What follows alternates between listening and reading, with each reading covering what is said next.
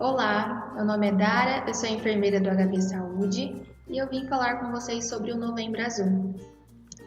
O Novembro Azul é um mês que a gente sempre lembra da saúde do homem e é um movimento internacional que visa a conscientização e prevenção do diagnóstico precoce do câncer de próstata. Ele teve origem em 2003 na Austrália e veio para o Brasil em 2008, com duas instituições. E por que o câncer de próstata? Ele é o segundo tipo de câncer mais frequente no homem e a segunda principal causa de morte por câncer em homens no Brasil. E o INCA, que é o Instituto Nacional do Câncer, ele estima mais de 65 mil novos casos para cada ano no país. E a taxa de incidência, a maior frequência é acima dos 65 anos de idade. Mas cada vez mais temos diagnósticos precoces, então às vezes a pessoa já tem seus 35, 40 anos. Não tem uma causa única, são diversos os fatores de risco e é por isso que é importante saber os sinais e sintomas e procurar um especialista quando necessário. E para entender a importância do diagnóstico precoce, precisamos entender o que é o câncer. O câncer é um crescimento rápido e desordenado de células atípicas, diferentes das nossas. Então, elas não têm a função de um órgão normal. São células mutadas e que elas iniciam um crescimento agressivo, principalmente em volta de vasos sanguíneos, o que facilita uma dessas células cair na corrente sanguínea, percorrer pelo corpo e se instalar em outra região, em outro órgão. E assim nós temos as metástases. A próstata, ela é uma glândula exclusiva do homem e fica localizada na parte baixa do abdômen. A próstata deve ter um tamanho pequeno, parecido com o de uma maçã. É localizada abaixo da bexiga, é onde a uretra passa, onde a gente passa a urina e fica à frente do reto, do intestino grosso. E a próstata produz o sêmen, onde ficam os espermatozoides, que é utilizado no lado sexual. São diversos os fatores de riscos, mas o fator genético hereditário é em torno de 10 a 20% dos casos. O histórico familiar, principalmente parentes de primeiro grau, pai, mãe, duplicam a chance de desenvolver o câncer de próstata. Também tem maior incidência na etnia negra, acima dos 50 anos e portadores de duas síndromes, a síndrome de Lynch e uma mutação genética. Os dois não querem dizer que vai levar ao câncer, mas tem uma predisposição. Esses fatores genéticos e hereditários a gente não consegue mudar, mas consegue ficar de olho e iniciar o rastreamento da doença quanto antes. Os fatores comportamentais são as nossas escolhas de vida. Então, é o sobrepeso, a obesidade, os maus hábitos alimentares, tabagismo, sedentarismo e a exposição a doenças sexualmente transmissíveis. Essas doenças, elas nos contaminam, causam lesões que podem levar ao câncer. E sempre atenção aos sinais e sintomas. Então, dor ou sangramento ao urinar ou ejacular, vontade de urinar com frequência e um fluxo urinário fraco ou interrompido. Então, dá muita vontade de ir ao banheiro, mas quando eu vou, não consigo urinar, sai sangue, é um alerta para a gente procurar um especialista. A fraqueza, dormência nas pernas ou nos pés, dor óssea, principalmente no quadril, costas, coxas e ombros. Esses últimos dois são em casos mais avançados, onde já se tem uma metástase na parte óssea. Então, a Sociedade Brasileira de Urologia recomendou que acima dos 50 anos seja praticamente obrigatório que os homens, passem por um urologista e façam os exames de rotina. Então, a prevenção é a consulta com o urologista, o especialista, realizar os exames anualmente, praticar exercícios físicos e ter uma alimentação saudável, uma alimentação balanceada. E o diagnóstico de câncer de próstata pode ser feito por dois exames. A gente tem a dosagem do PSA e o toque retal. Os dois são bem conhecidos. O PSA é um exame de sangue e ele quantifica uma enzima chamada antígeno prostático específico. Essa enzima ela é um marcador tumoral, então ela nos mostra quando tem alguma alteração na próstata. ela pode ser alterada por alguns outros fatores além do tumor, quando se tem uma infecção de urina ou outras atividades. Quando se vai coletar esse exame de sangue no agendamento, é sempre realizado algumas orientações. 4 horas de jejum, 48 horas sem ejacular, sem realizar o ato sexual e também 48 horas sem fazer algo que estimula o períneo. Então, andar a cavalo, andar de bicicleta.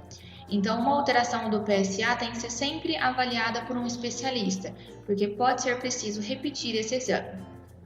E o toque retal, ele também é bem conhecido, e nós temos muitos receios e preconceitos com ele. É um exame em que o médico consegue tocar a próstata pelo reto, onde a gente evacua, correto? E nesse toque, o doutor consegue observar como está esse órgão. Todas as nossas vísceras, os nossos órgãos, eles devem ser macios. E o câncer, ele é uma célula diferente da nossa. Então, no toque, ele consegue perceber se tem algum nódulo, algum endurecimento no tecido e o tamanho também dessa próstata. Porque se ela estiver edemaciada, onde passa a urina ali pela uretra, vai estar um caminho reduzido. Então, por isso a dor, por isso o sangramento. Depois do diagnóstico, são realizados alguns tratamentos, mas tudo isso tem que ser observado alguns critérios entre médico e paciente. É realizado o estadiamento da doença, então, quão avançada está essa doença? Tem alguma metástase? Por onde vamos começar? É observado também a idade do paciente, a expectativa de vida, outras condições de saúde, a importância do tratamento, a probabilidade de cura com cada tipo de tratamento e a expectativa do paciente em relação aos efeitos colaterais que cada um do tratamento traz. E como tratamento nós temos 4 que vamos falar aqui. A cirurgia radical, que é a retirada total da próstata por via aberta ou laparoscópica. A quimioterapia, que é o combate às células cancerígenas pela infusão de medicamentos, então pela via venosa ou via oral, que tem um comprimidinho. A radioterapia, que é o combate também a essas células cancerígenas, mas de forma local, onde na parte baixa, né, do abdômen é realizada a radioterapia com raios. E a terapia hormonal, onde é diminuído, né, é feita a diminuição do nível hormonal masculino, já que o hormônio, tanto masculino como feminino, aumenta o crescimento de cânceres. No caso do câncer de próstata, é diminuído a taxa hormonal masculina. Geralmente são associados esses tratamentos, então muito difícil uma pessoa que vai fazer um desses tratamentos. Geralmente são uns 3 ou até mesmo 4 desse tipo. E o outubro e o novembro se complementam quando a gente fala sobre o HPV, que é uma doença sexualmente transmissível. O HPV são lesões persistentes que podem levar ao câncer. Existem vários tipos de HPV, vários tipos desse vírus, mas os 4 que mais levam ao câncer é o tipo 6, o 11, 16 e o 18. Depois de identificado isso, foi feita uma vacina. Então, hoje em dia, nós temos a vacina do HPV. Então, previne contra o câncer de colo de útero, câncer de ânus, pênis, vagina, orofaringe. E todos esses, se não diagnosticado precocemente, quando muito avançado, pode levar à morte. Então, eles podem ser prevenidos por essa vacina. É uma vacina inativada, então ela não tem o poder de causar a doença. A vacinação é o método mais eficiente, mas mesmo assim, sempre utilizar os preservativos nas relações sexuais com outras pessoas. E qual que é a faixa etária, né, que vai ser mais benéfica essa vacina? De 9 a 26 anos. Por que isso? Porque geralmente nessa fase é onde se inicia a vida sexual ativa. A vacina ela é de prevenção, então deve ser tomada antes de iniciar a vida sexual ativa. Quer dizer, então, que eu já iniciei a minha vida sexual ativa, não vai ser benéfica para mim. Não é isso. Quer dizer que o que você já teve contato, o que você já adquiriu, é seu. A vacina vai te proteger da vacinação para frente. E como que é o esquema de vacina? A vacina para meninas e meninos de 9 a 14 anos, 15 anos incompletos, né? São 2 doses de vacina com intervalo de 6 meses entre elas.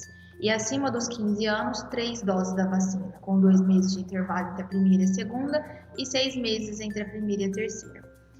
E então a idade de início da vacinação é o que vai mostrar quantas doses vão ser tomadas. E as pessoas que têm imunossupressão, que têm HIV, que são transplantados ou já fizeram ou fazem algum tratamento oncológico, é uma classificação de risco em que as pessoas, independente da idade, têm que se tomar 3 doses da vacina. E onde tomar a vacina? Onde encontra essa vacina? Nas unidades básicas de saúde, no SUS, lá no postinho, é direito de que as meninas e meninos de 9 a 14 anos tomem essa vacina, com as 2 doses. E as pessoas que têm a classificação de risco também até os 45 têm direito de tomar também pelo SUS, pelo postinho. As pessoas que estão fora da faixa etária, então têm mais de 15 anos, e não estão na classificação de risco, devem recorrer à rede privada. Então, eu no caso também estou inclusa, teremos que pagar a vacina caso seja benéfica, necessária e tenha seu interesse. Com isso eu finalizo, eu espero que tenha gostado da palestra, tenha dado um start em vocês e procurem sempre um especialista, não fiquem com dúvida nem com algum receio. Muito obrigada!